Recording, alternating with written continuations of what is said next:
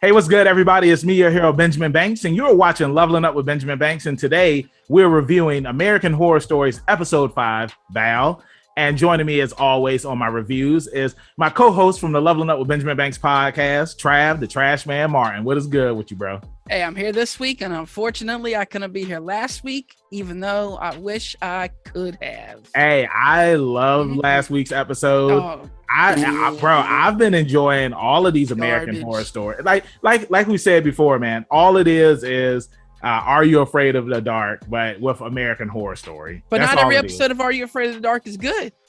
That is true. And not every episode of this is good. Last week was horrible, and it sucks that it was the Danny Trejo episode because it was bad. I enjoyed it, but I don't know about you, man, but it's always something about Christmas episodes or Christmas movies when they don't come out around the holidays. Now, if this would have came out around the holidays, I feel like it would have been more special, but because it was released in the summer, I mean, well, when you think about it, Christmas in July, that's probably why they released it. Who knows? Your boy don't do Christmas in 90-degree weather. Let's get that out of the way.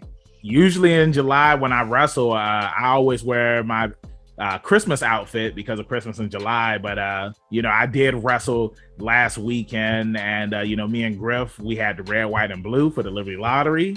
And it was fun being back in the ring. And you see, I got on the Captain America red, white, and blue. So and still the number one contenders, baby. Still number one contenders. So yeah, like I said, we're reviewing the newest episode of American Horror Stories. And before we get into today's review, make sure that you like this video, you subscribe to the channel, and you hit that bell button so that way you're always notified when we have new content here on Leveling Up with Benjamin Banks.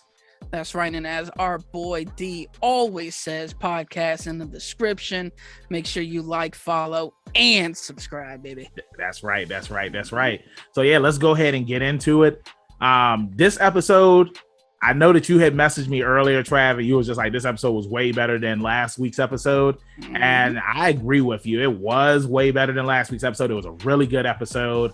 It starts off with the character Liv, who is played by a returning actress who has been on the American Horror Story series. That is Miss Billy Lord. And if you don't know who that is, that is Carrie Fisher's daughter, rest in peace. But yeah, she played the character Liv, and pretty much Liv, she's trying to have a child from her husband Matt, and they keep on failing. They keep having miscarriages and whatnot. And what's the place that they're at, Trav?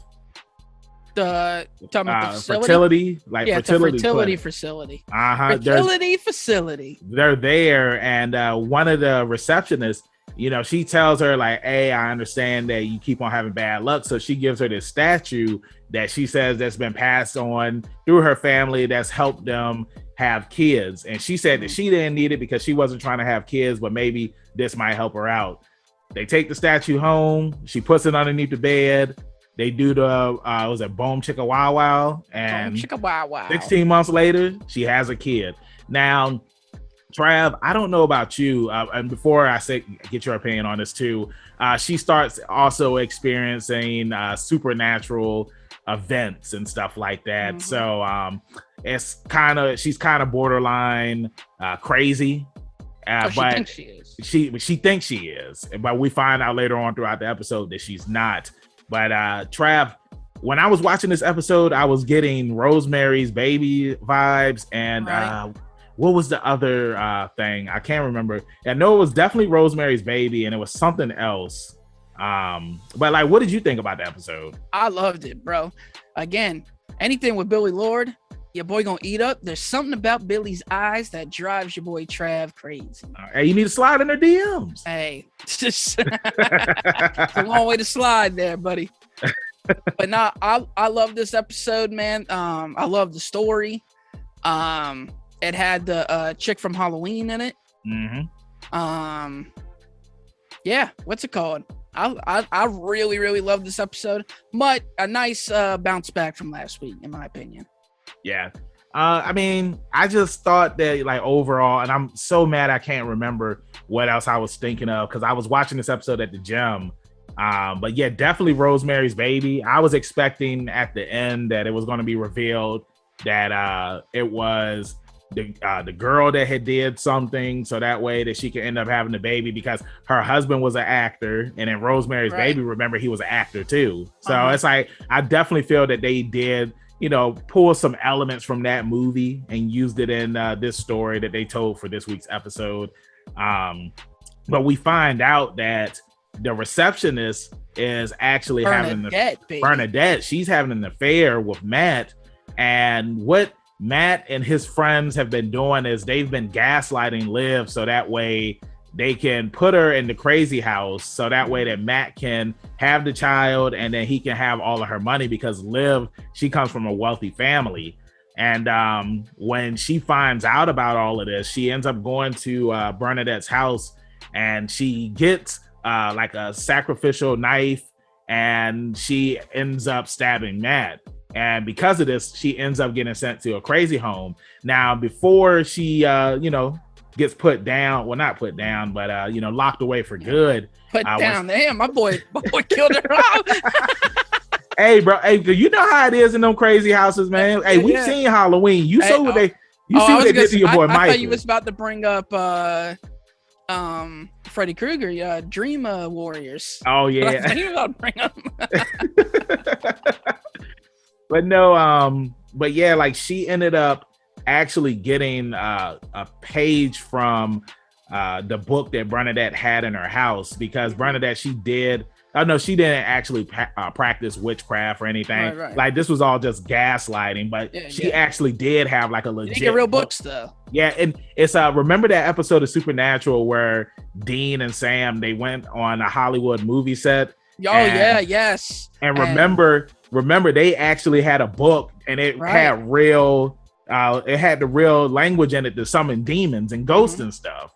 And like that's another thing in this episode where it's just like she actually had a real book, which Liv, she took to the mental place with her, and she actually summoned Baal, and pretty much he kills everybody. And she gets let go from the mental house, and Matt, when she goes to see him in prison, he's just like, I didn't do it. You know I didn't do it. It's like there was actually really somebody there. And she was just like, I don't believe you. You know what I'm saying? Because it's like, you were going to lock me away. Absolutely. But you don't feel bad for him.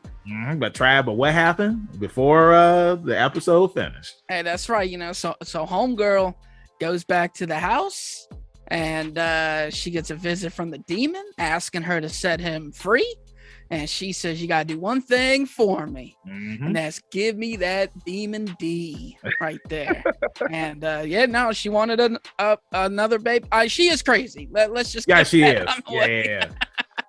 But they did a really good job with the prosthetics of the demon. Oh, for sure. Yeah, for sure. A good looking demon. Yeah, the demon, it reminded me of something that you would see in like the Conjuring movies. Oh, you know what I was thinking?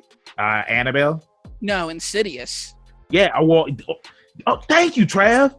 Thank you. See, this is why you're my co-host, because that's the other thing I was thinking about. Okay. I was thinking about Insidious and Rosemary's Baby. I was getting a lot of Insidious vibes from this episode. Yeah, because remember when she was seeing stuff on the screens, remember in Insidious, when she was looking on the screens and stuff, she kept on saying that she saw somebody. Right. And remember when they were in the baby's room and the demon was in there? Well, not the demon, himself but the ghost. The first time. He was scary looking. Oh, for sure, bro. Yeah. Insidious is a really good movie. Like Insidious 2 is really good too. Insidious 3 was mad. But Insidious 4.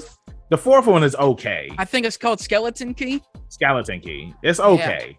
But it's better than the third one though. You got to at least admit that. But the first and second one, the second one is my really favorite. Good. The second one, absolutely. Like, bro, hey, at the end of the movie, spoiler alert, if you haven't seen it, you need to watch it. But remember, at the end of the movie, he was like, I kept trying to contact you. I kept playing our favorite song, and I was just like, bro, like Patrick Wilson, hey, he's from Virginia. He got to get him on the podcast, man. I've been sliding in this man's DM for almost 3 years now. Dude, this dude's in two of my favorite supernatural horror franchises. Yeah. You know what I mean? The Conjuring and Insidious. Yeah. But yeah, overall, really good episode. I'm looking forward to seeing what's going to happen on next week's episode. Like you said, Trav, the prosthetics were really good on this episode as well. I just want to see like what's gonna happen next, because I loved all of the stories so far. I love that each story is different.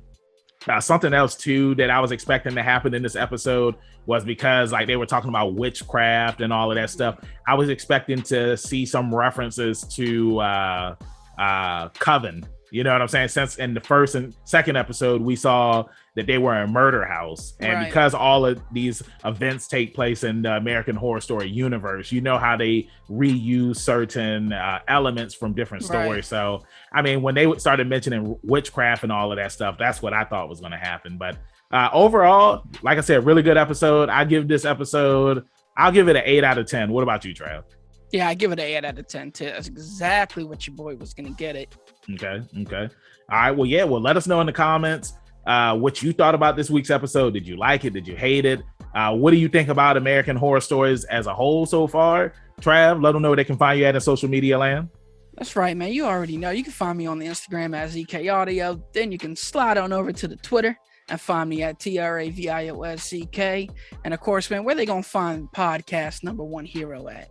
You can find me, your hero, Benjamin Banks, at KingBenji_Banks on Twitter and Instagram. And you can find me on Facebook at Benjamin Banks. I should be the first person to pop up. If not, then I need to contact Mr. Zuckerberg. Thank you again for watching our video review for American Horror Stories, episode 5. And make sure you check out some more of our reviews, interviews, and reaction videos that we do have here on the channel. Podcast comes out every Tuesday with brand new episodes, and then the interview for that episode is going to be on the channel that Friday. Like I always say, keep that pinky up, stay positive. We'll see you next time on Leveling Up with Benjamin Banks. Peace. Thanks again, everybody, for watching another episode of Leveling Up with Benjamin Banks. Make sure you like, follow, subscribe to the channel. Podcast, we got that too. Make sure you give us a thumbs up and hit that bell for further episodes and notifications. Thanks a lot to our patrons.